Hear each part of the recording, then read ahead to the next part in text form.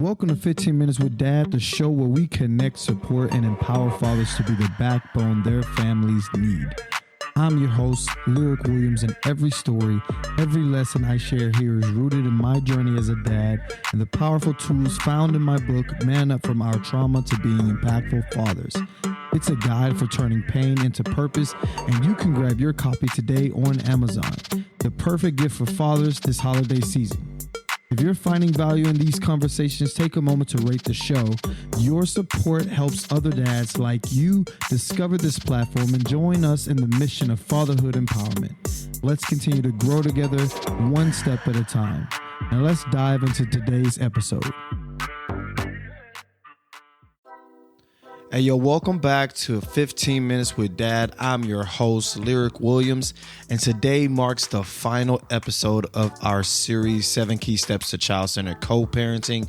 Over the past few weeks, we've unpacked tools, strategies, and stories to help co-parents create a positive and supportive environment for their children. From our closing conversation, we're focusing on two powerful pillars: encouraging emotional growth and development in your children and creating a truly supportive co-parenting relationship. Let's dive in. As co-parents, one of our greatest responsibilities is nurturing our children's emotional well-being. This doesn't happen by accident. It takes intentionality. Here's how you can encourage your children's emotional growth and development. The first thing you can do is open communication with your children. Kids need to know that they can come to you about anything, the good, the bad, and the messy. Keep those lines of communication open by asking thoughtful questions like, how did that make you feel? Or what do you think we can do about this or that? When they speak, listen without judgment or interruption. Validate their feelings by saying things like, I understand why you would feel that way. This builds trust and lets them know that they are safe to express themselves. This is a challenge that I face, being a father to a teenager. It's really hard when they start thinking for themselves and having this abstract thought around 11 or 12. When they get into a teenager, they start being confident in how they think. And everything seems as if they are challenging what it is that you're saying. But the reality is that they're trying to prove to you that they do know, that they can do, and they will make mistakes. But you have to give them the opportunity to make mistakes and redeem themselves in the midst of it.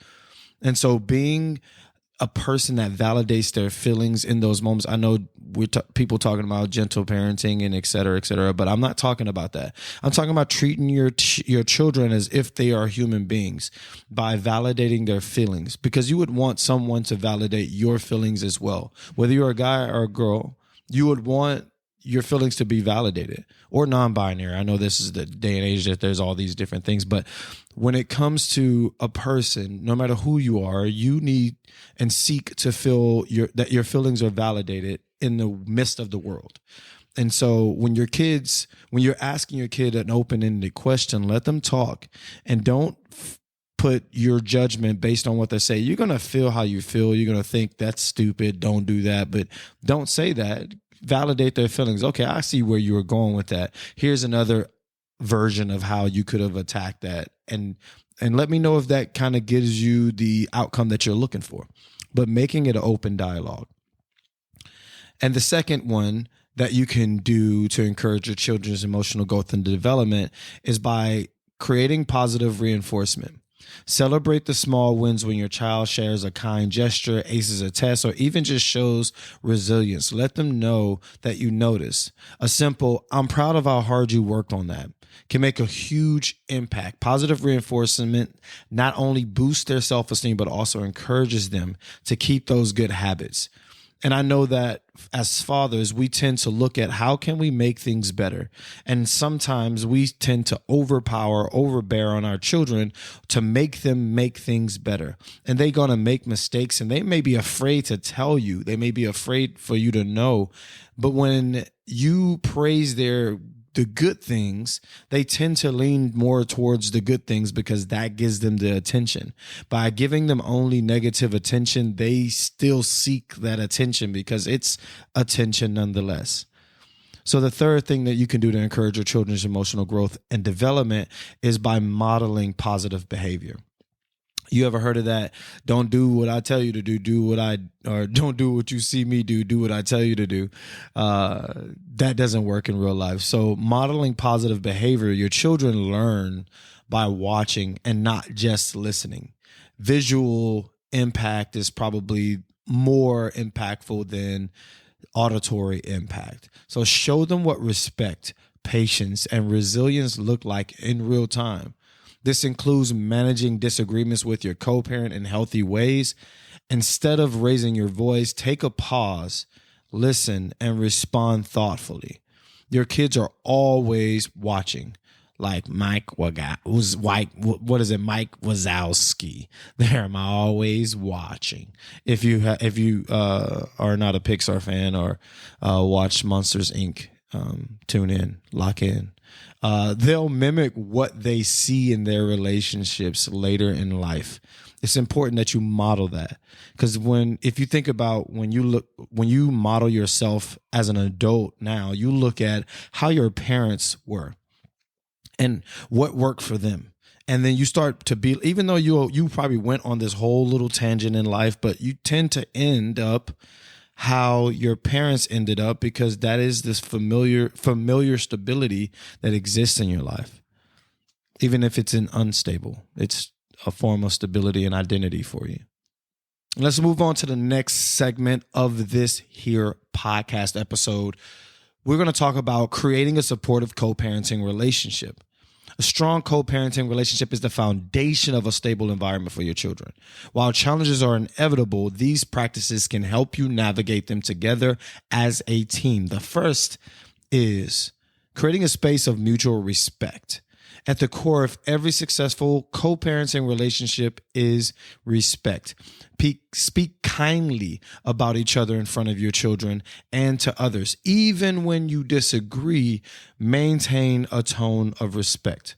Your kids should never feel caught in the middle like they need to choose sides. When you model respect, you're teaching your kids how to treat others and handle conflict at the same time. The second is you want to build consistency as much as possible across your households. Kids thrive on stability. When both households have consistent rules, routines, and expectations, it removes the guesswork for your children and helps them feel secure. For example, agree on bedtime routines, discipline strategies, and even homework schedules. Communication is key here. Regular check-ins with your co-parent can ensure you're both on the same page. That stability provides consistency for your children. And the last one is involvement in school and extracurricular activities. It's important that both parents are engaged in this atmosphere. Your children needs to see that both are invested in their life. Both parents should attend school events, parent-teacher conference, and extracurricular activities whenever possible. Even if you can't both be there at the same time, showing up matters. It sends a clear message to your child. Both of your parents care deeply about your interest and growth. And when schedules don't align, keep each other informed so your child knows you're both rooting for them.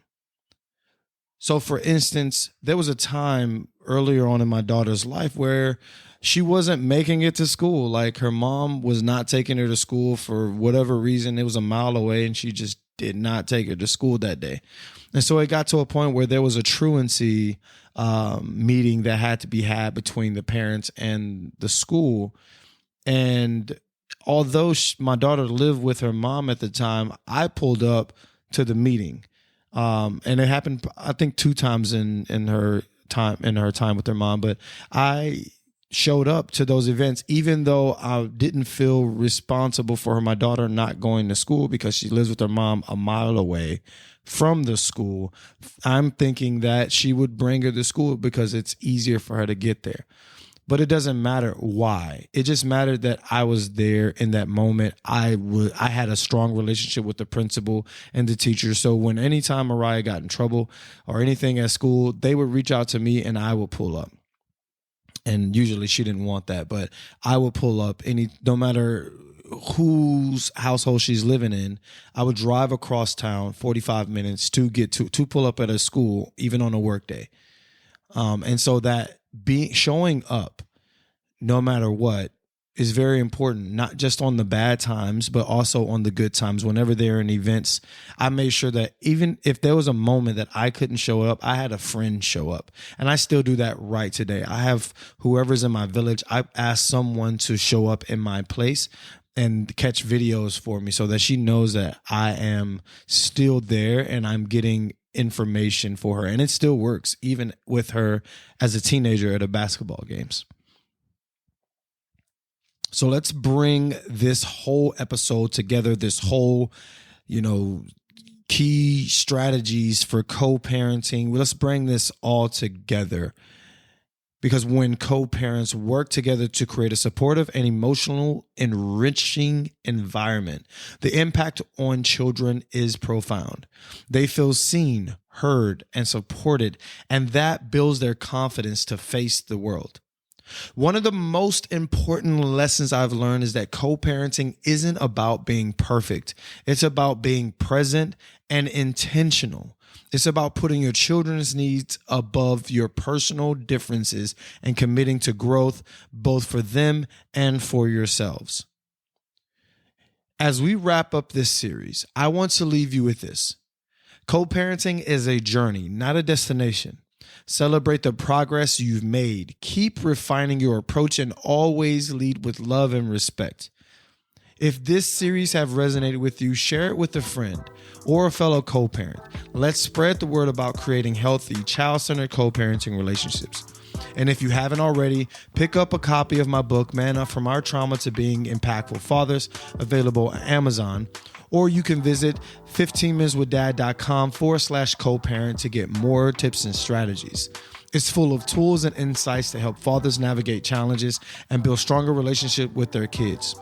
Lastly, if this podcast has helped you, please leave a rating and review. Your support helps us reach more listeners who need this kind of guidance. Thank you for joining me on this co-parenting journey. This has been 15 Minutes with Dad. I'm Lirec. Remember, every small step you take matters. Stay intentional, stay present, and keep building the future your children deserve. See you next time.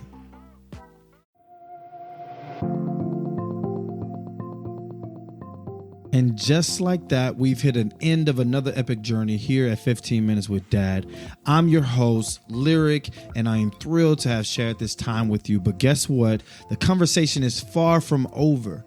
Want to dive deeper into the Dadverse? Check out our website at 15minuteswithdad.com and join our vibrant community on Instagram, Discord, and TikTok for your daily dose of dad inspiration, camaraderie. And here's something special. Subscribe to our newsletter at 15minuteswithdad.com for exclusive goodies and behind-the-scene peeks you won't find anywhere else. Got a burning question or a dad moment that made you proud? We're all ears. Submit your questions and share those special moments with us for a chance to be featured and shout out on our show. It's your time to shine in our dad community, so tap in with our Discord, and our server is at 15 Minutes with Dad. So tap in for that, engage with the community, and you will be featured on our show. Each week we will do another feature, so join in. Love today's episode. Spread the love by sharing it with a friend and leaving us a review. Let's get the word out and grow our awesome dad family, because guess what? When you give us a review and you rate our podcast, you give everybody the chance to enjoy what you've enjoyed about this podcast as well. So mark your calendars, because new episodes drop every Thursday of the week. Ready for more heartwarming stories, laughs, and dad wisdom? We can't wait to have you back. But until next time, keep being the amazing dad you are. Every day is a new adventure and every moment is special. Catch you on the next episode. Love, peace, and chicken grease.